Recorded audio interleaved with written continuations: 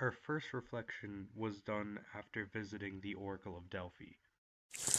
Okay, so they want us to talk a bit about something we saw today that moved us. Outside of, like, that baller ass view and this pretty cool rocks behind me and shit. Yeah, they're big. Um, this one is gonna be a little mean, but going through the museum really pissed me off.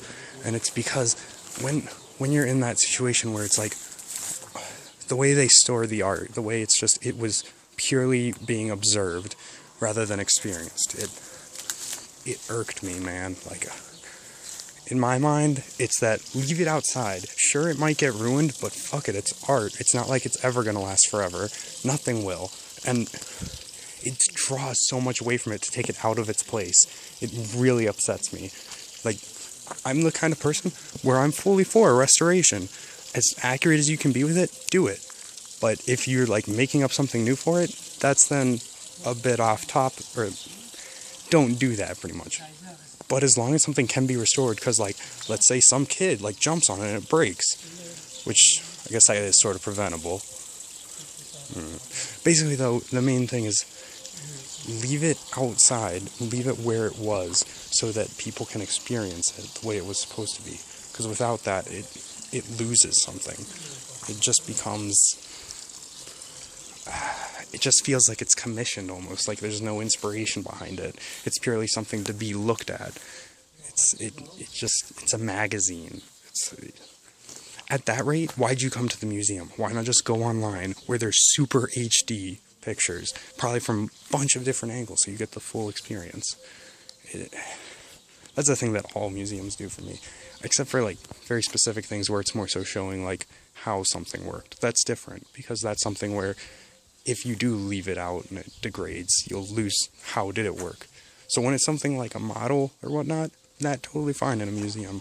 But in this situation, I feel it would be so much better if all the actual art was still where it was supposed to be, and then they had explanations for it inside the museum. But that was the thing that really, the whole time we were in there, kept getting at me in the back of my head. As far as like all this goes, though,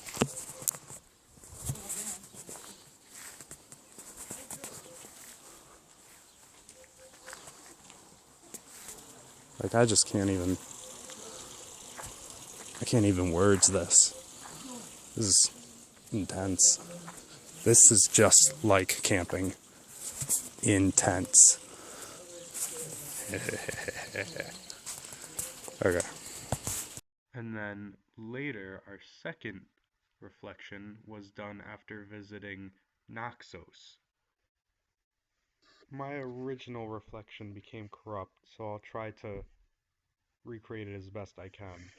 What I do know is I mainly focused on Demetrios and what he had to say to us while we were on Naxos, and the the most important things he talked about were like love and happiness, and how the first one was if you want to be rich, or if you want to be like rich in life, it's that be happy, and then you'll want nothing, because that's all anyone really does want, is we want to be happy, and a lot of people just think that money makes them happy, and it's something that becomes a slight economics debate, a slight philosophy debate, but it's so simply put as just money doesn't buy happiness, and happiness doesn't just bring you money, but happiness itself removes your want of money. It makes it so that you don't care. And it's something that it's a great philosophy to live by. It's not quite a philanthropy, but if you do live it out, you're a happy person. What's wrong with that? And then the other one though was how we went into a like artisan cheese shop, and they were offering it to us, but we all felt like we needed to like pay for it, like because they were offering us samples, but we still felt like obliged. And one of the things he said though, that maybe not this situation it was important, but more so through the rest of life, and it's that we need to learn to accept the love of others so that way we can give love to others later on in our own lives. And when you show love to others, such a great feeling on your part as well. Like a great example was when Brent and Freeman found out that there was complimentary raki in the hotel, and when the hostess like brought them out like some glasses to like take shots of it with, and just how excited they were over it. And it was so much fun to just look at her face and how like happy she was to see them just getting such a kick out of it. It was great. And it's this not quite the same, but still a great point. It's something that if you can live by, oh, it's just I can't even describe how perfect it is. Like, granted, it's a little bit of like flower child, love everyone, but is there anything really wrong with that? Basically, though, Demetrios was totally the highlight of Naxos. Almost everything he said was so profound and from the heart that you just couldn't love the guy. You couldn't not love the guy.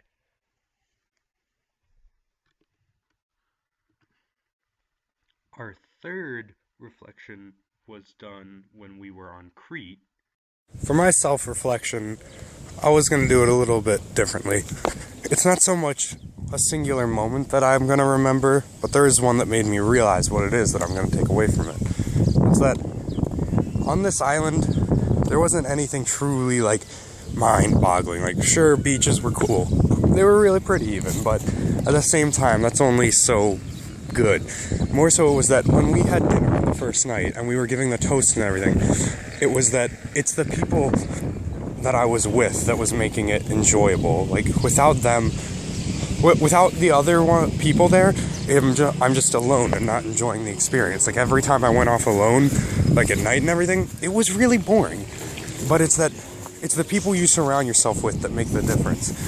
And on top of that, it even gets to the point of like, it's what you surround yourself with even in your daily life, because I don't want to live a life that I have to take a vacation from.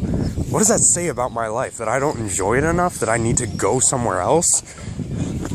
And at the same time, it's that there's nothing wrong with going on a vacation for stuff like the experience. Like, getting to meet Demetrios was one of the best things of my whole life, because of what he had to say, and how it even spoke to me on like a religious level, even what he had to say, in that it's, if you have love in your heart, then you're always rich. You don't care about the rest of it. And that's something I can get behind. The ability to just be happy. Because there's nothing wrong with that.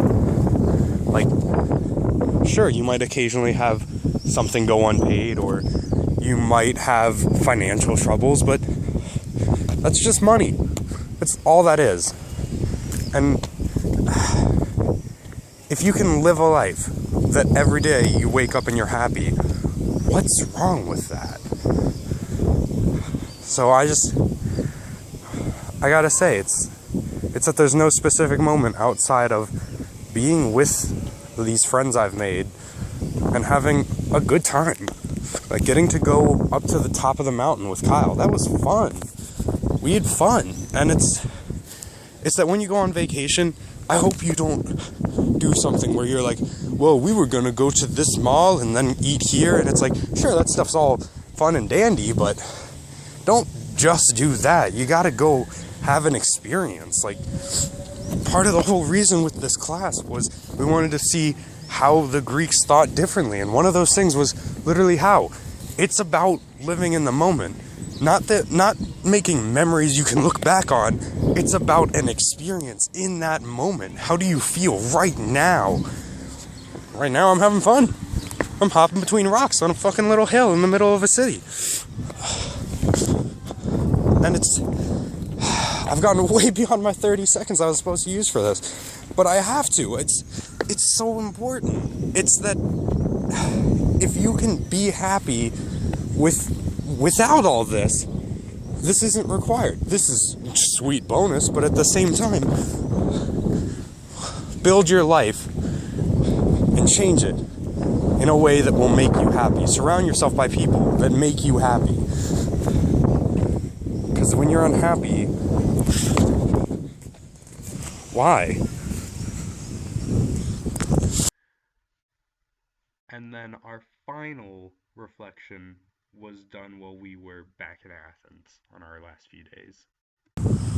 Okay, basically, we've all gone through a good amount of change since the start of this trip, and this is just me sort of going over what I can see, at least in myself and my approach towards the Greek culture.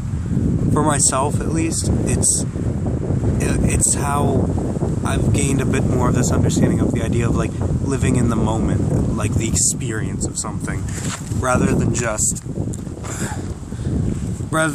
having a memory, having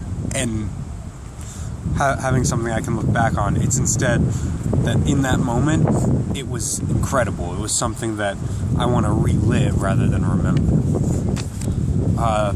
The other one, like I mentioned last time, that really struck home was the idea of like, I want to live a life that I don't want to take a vacation from. I want to live a life where every day I wake up, I do something, and I'm happy. I feel like that would be the best, because that way it's like, that way I'm always rich, I'm always happy. Why would I care about anything else? Every day I get to do something that matters to me.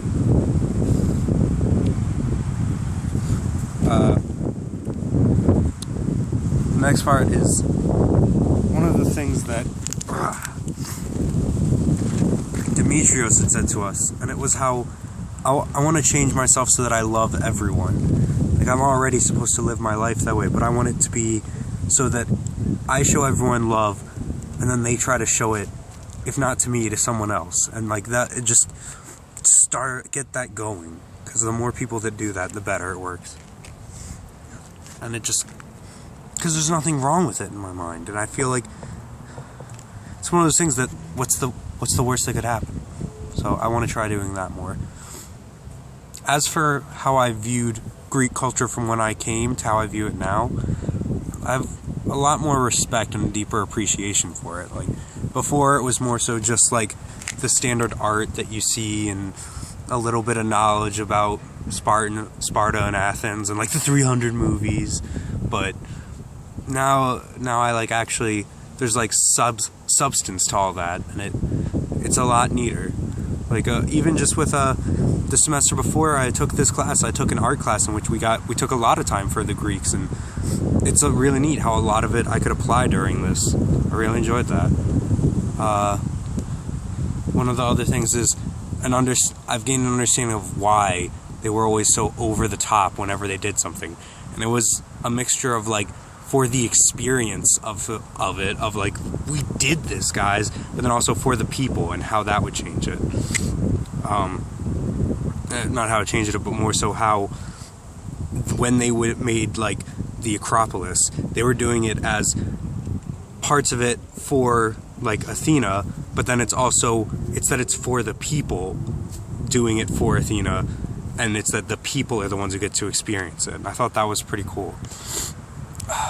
But then the last little bit is that I